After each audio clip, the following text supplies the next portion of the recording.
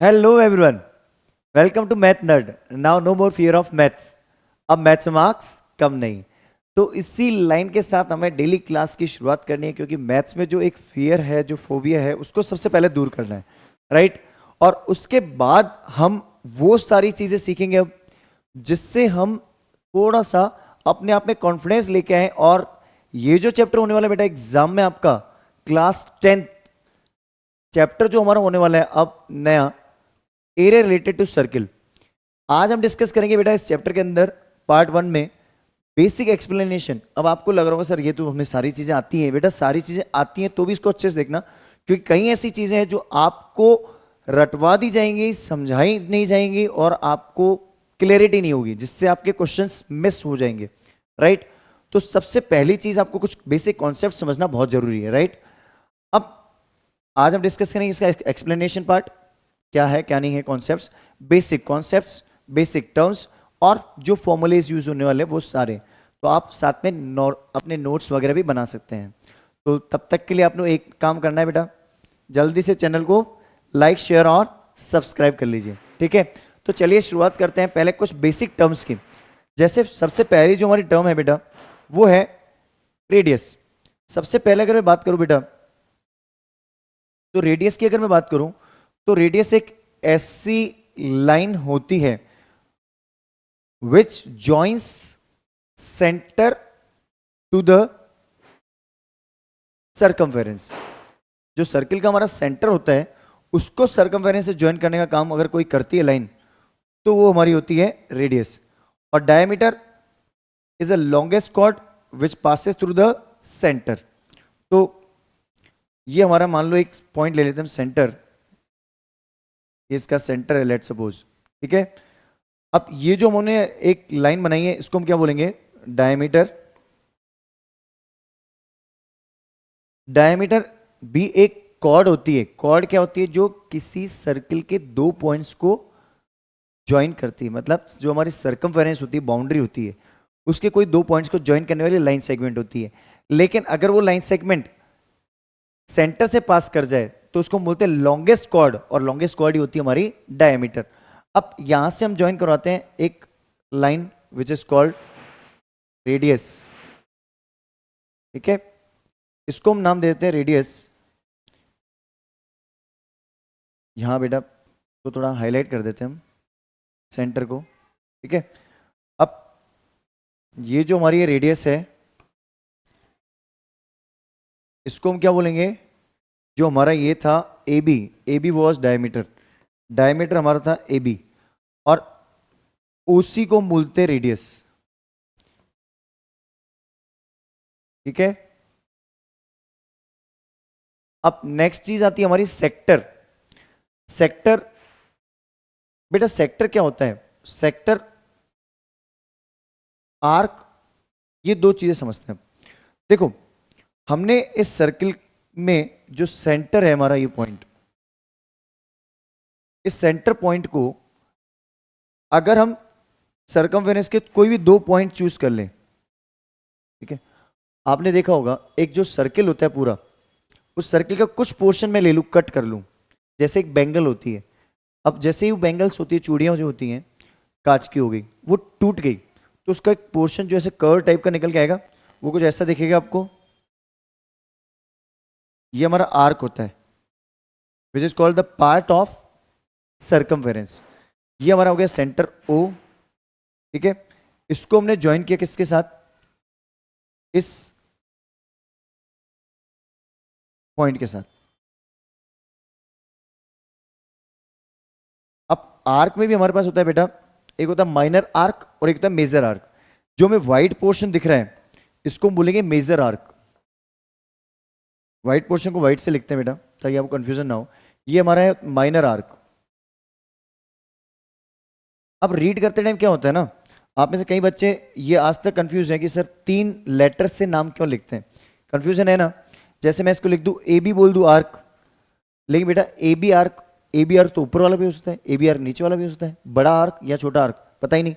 तो बेटा होता क्या है, अपन इसमें एक पॉइंट नाम दे देते हैं, बीच में एक और पॉइंट दे देते हैं नाम सी।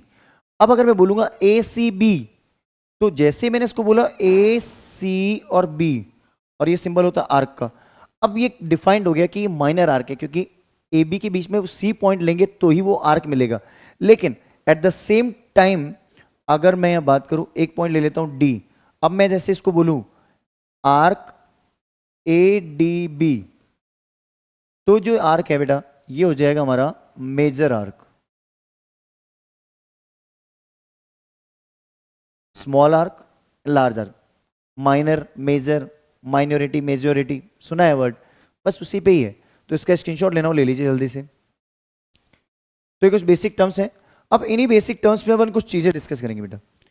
अभी आप, मुझे पता है सेगमेंट सेगमेंट एक साथ ही डिस्कस करेंगे बेटा, एरिया ऑफ सेगमेंट और वो सारे एक साथ ही डिस्कस कर लेंगे, ठीक है। अब बात आती है सरकमफेरेंस। देखो circumference of circle, circumference of circle जो होता है वो क्या होता है, जिसको हम बोलते हैं, वैसे हम जो पॉलीगन्स होते हैं उसमें हम बोलते हैं कि पेरीमीटर, पेरीमीटर ऑफ ट्राइंगल। तो यहाँ सर्कमफेरेंस जो होता है, तो हमने ये पढ़ रखा है 2 पाई आर। कितना होता है 2 पाई आर, क्योंकि अपन ये मान के चल रहे हैं कि यहाँ पे मेरा सेंटर है ओ, और इस सेंटर ओ से अपनी जो रेडियस है ये है, ये हमारी रेडियस है, राइट। तो आर अगर हमारी रेडियस है, अगर हमारी रेडियस कितनी है आर, तो आर अगर हमारी रेडियस है तो सर्कमफेरेंस क्या हो जाएगा 2 पाई आर। क्लियर। चलिए नेक्स्ट पॉइंट डिस्कस करते हैं, length of arc, length of circle नहीं बेटा, लेंथ ऑफ आर्क, ठीक है ना। इसको अब आप स्क्रीनशॉट आराम से लेना, आराम से, ठीक है। लेंथ ऑफ आर्क, ठीक है।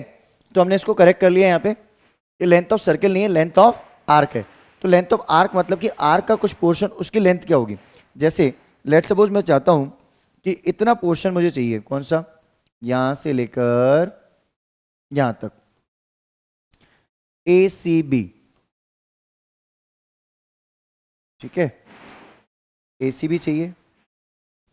अब इसके लिए बेटा क्या चाहिए होता है अपने को, क्वेश्चन में दे रखा होगा, हमें क्वेश्चन में यूजुअली दे रखा होगा एंगल, क्या दे रखा होगा एंगल। अब मुझे अगर एंगल क्या है हर बार वेरी करेगा, अभी आर्क इतना है, बाद में एक आर्क थोड़ा और बड़ा हो जाएगा, फिर और बड़ा हो जाएगा, यहाँ छोटा भी हो सकता है। तो हमारा जो यहाँ एंगल होता है, इसको मेजरमेंट ले लेते हैं थीटा। यूजुअली क्या होता है यहाँ के केस में, हम जब ये बात करते हैं सर्कमफेरेंस की, तो हमारा जो थीटा होता है वो कंप्लीट एंगल ले लेते हैं अपन, angle around a point 360 degree angle. तो अपन क्या करते हैं पूरा साइकिल ले लेते हैं 360 अपॉन 360, कितना पोर्शन लिया हमने सर्कमफेरेंस का पूरा 360 डिग्री, तो 360 अपॉन 360 इंटू 2 पाई आर, तो हमें क्या मिला 2 पाई आर मिल गया। लेकिन होता क्या यहां पे जब हम बात करते हैं थीटा एंगल की, तो लेंथ ऑफ आर्क जो होती है हमारी, हम कितना मेजरमेंट ले रहे हैं एंगल का थीटा, टोटल एंगल कितना है 360। अरे वही एक स्लाइस पिज्जा का ले लिया, लेकिन वो एंगल के बेसिस पे लेंगे, पिज्जा का स्लाइस लेना एंगल के बेसिस पे, ठीक है। तो इंटू इंटू 2 पाई आर, बात समझ आ गई। तो ये जो हमारा कॉन्सेप्ट होता है इसको हम बोलते हैं लेंथ ऑफ आर्क। इसका स्क्रीनशॉट लेना हो जल्दी से ले लीजिए। क्लियर है कॉन्सेप्ट। चलिए फिर नेक्स्ट कॉन्सेप्ट देखते हैं बेटा। अब बात करते हैं एरिया ऑफ सर्किल, ठीक है। एरिया ऑफ सर्किल आपको बताइए, ये सेंटर है ओ, और ये मेरी फिर से रेडियस में ले लेता हूं आर, रेडियस हमारी होगी आर, ये हमारी रेडियस है आर। अब एरिया ऑफ सर्किल क्या होता है पाई आर स्क्वायर। तो आप बोलोगे सर जैसे आपने theta upon 360 upon 360 into pi r 2 pi r किया था, वैसे ही ये होता है। हाँ, इसमें भी अपन जब पूरा एरिया कवर करते हैं तो बेटा पहले अपन पूरे राउंड लगा लेते हैं। तो पूरा राउंड जब लगाते हैं तो 360 डिग्री एंगल मिलता है हमें, कितना मिलता है 360 डिग्री। तो इसका मतलब होता यह है कि इसको भी जब हमने फाइंड किया था तो 360 upon 360 into pi are square किया गया, 360 कैंसिल आउट हो गया, तो हमें क्या मिला पाई आर स्क्वायर। लेकिन फिर से यहां पे हमें एरिया ऑफ सेक्टर चाहिए बेटा, सेक्टर मतलब कुछ पोर्शन चाहिए, ठीक है ना, मतलब एक पिज्जा का स्लाइस चाहिए सेक्टर। अब ये पिज्जा का स्लाइस चाहिए हमें, इतना पोर्शन चाहिए, ये वाला पोर्शन चाहिए, इसका एरिया निकालना है हमें, ये वाला जो पोर्शन है ये वाला, ठीक है। अब ये छोटा वाला पोर्शन है तो इसको हम बोलते हैं माइनर सेक्टर। क्या बोलते हैं माइनर सेक्टर। तो यहाँ पे फिर से हमारे पास क्या दे रखा होगा बेटा, एंगल। क्या दे रखा होगा, एक बार इसको रफ करके अपन वो पहले बना देते हैं एंगल, उसके बाद इसको ड्रॉ करते हैं। ठीक है, देखो ये अपनी जो है, ये अपने पास जो है लाइन को हम पहले हाईलाइट कर देते हैं, और यहां अपन लिखते हैं एंगल हमारा कितना हो गया, थीटा। अब पोर्शन हमें कौन सा यूज करना है, ये वाला। ठीक है, स्मॉल वन, इसको हम बोलेंगे माइनर सेक्टर, और वो हो जाएगा हमारा मेजर सेक्टर। ठीक है ना, तो माइनर सेक्टर और मेजर सेक्टर समझ में आया। अगर मैं इसको हाईलाइट कर दूं, इसको हाईलाइट कर दूं, तो इसको हम बोलेंगे, ये जो हमारा रेड पोर्शन दिख रहा है आपको, ये हमारा होगा मेजर सेक्टर, मेजर सेक्टर। ठीक है, और इस वाले पोर्शन को हम बोलते हैं माइनर सेक्टर। आप में से कई बच्चे बोलते हैं सर अगर मेजर सेक्टर और माइनर सेक्टर इनके एरियाज निकालने हो तो देखो माइनर सेक्टर का तो अपन लेते हैं angle theta, theta upon 360 into pi are square.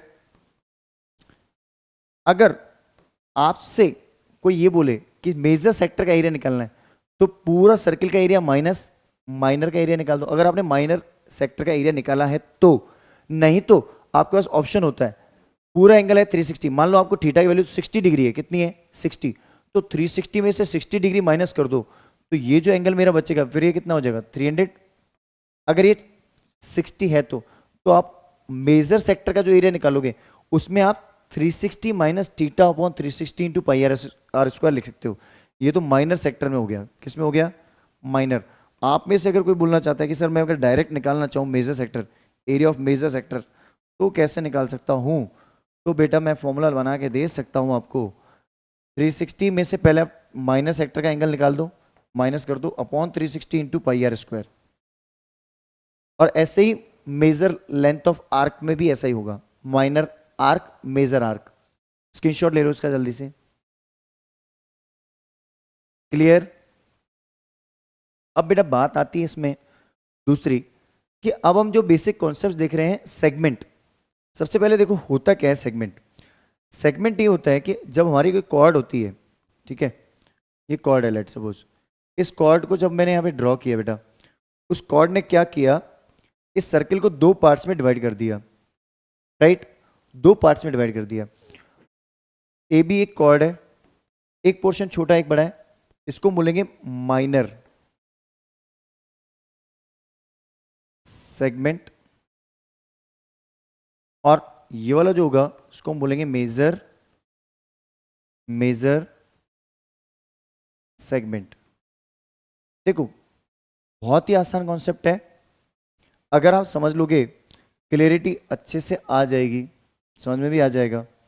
लेकिन अगर कहीं लेफ्ट राइट चले गए बेटा तो दिक्कत हो जाएगी। फिर इसमें तीन तरह के क्वेश्चन मिलते हैं हमें, ठीक है। पहले तो मैंने आपको एक कॉन्सेप्ट टर्म्स समझा दिए, तो मैं टर्म्स को रहने देता हूँ, कोई दिक्कत नहीं है। सबसे पहले हमारे पास क्या होता है बेटा, यहाँ पे एक पॉइंट ले लेते हैं अपन, पहले एक पॉइंट लेते हैं सेंटर ओ। मान लो मेरा सेंटर ओ है, ठीक है, यहाँ से मैंने इसको ज्वाइन किया। अगर मैं अभी जो पॉइंट ज्वाइन करके एरिया निकालूंगा सेंटर से, आप देख ही चुके हो वैसे, तो अभी जो एरिया निकलेगा बेटा, वो एरिया कौन सा निकलेगा,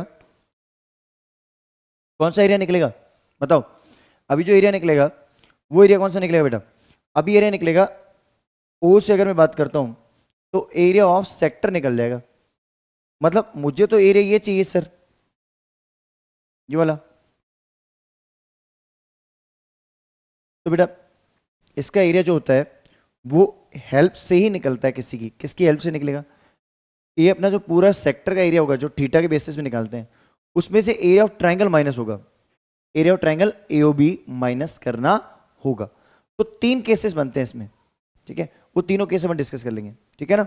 तो यहां पे सबसे पहले बेटा एक चीज समझ लो कि आपको एरिया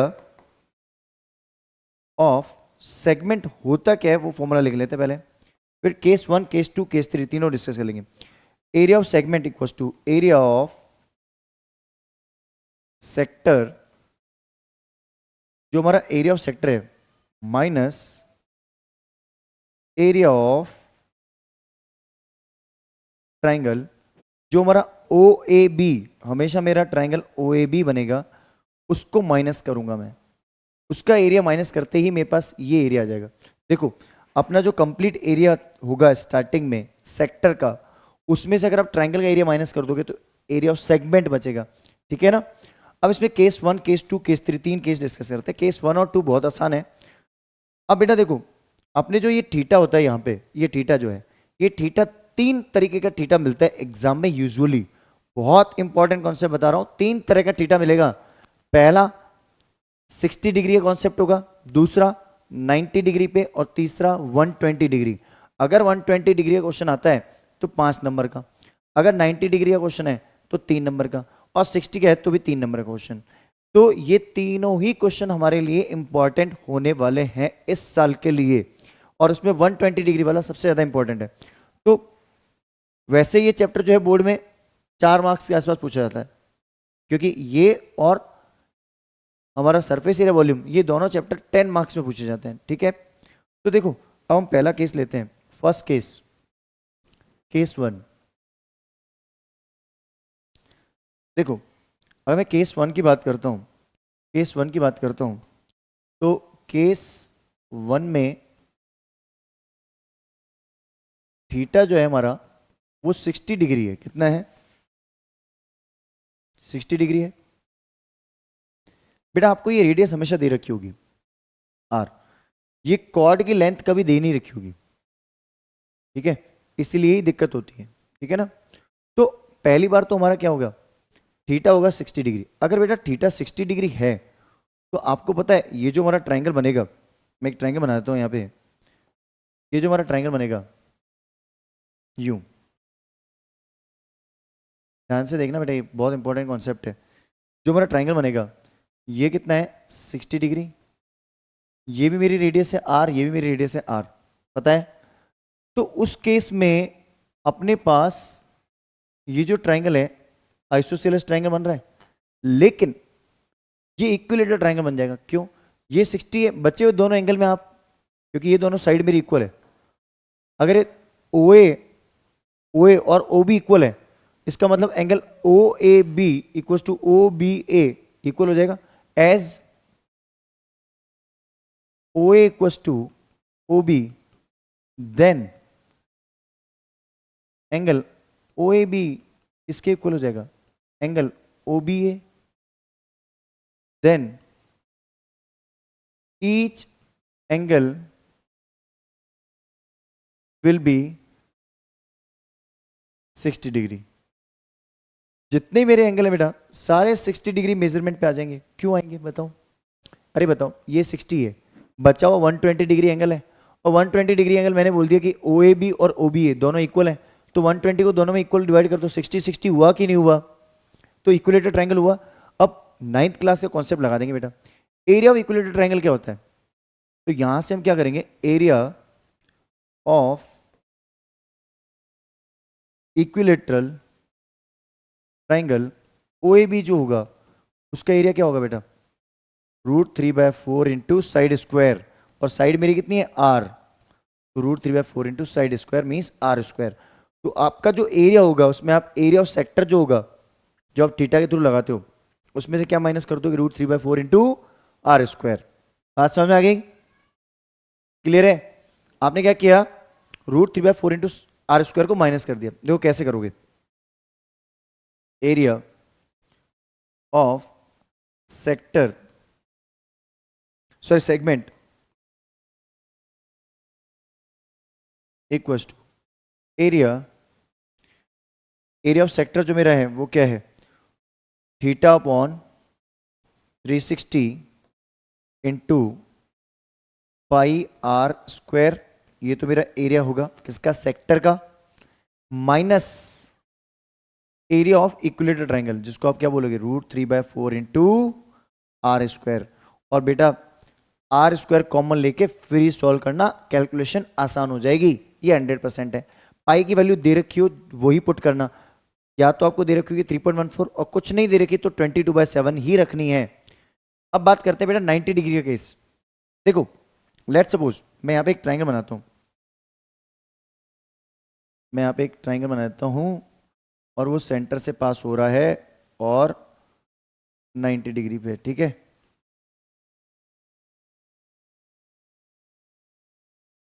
हमें मान के चल रहे कि 90 डिग्री पे, ठीक है ना।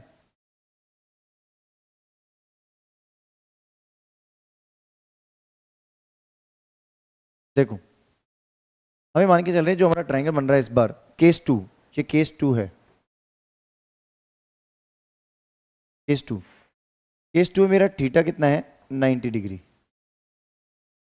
ये मेरी आर होती है, ये भी मेरी आर होती है।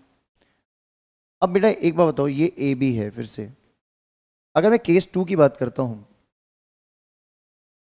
ध्यान से समझना बेटा, केस 2, केस 2 की बात अगर मैं करूं तो केस 2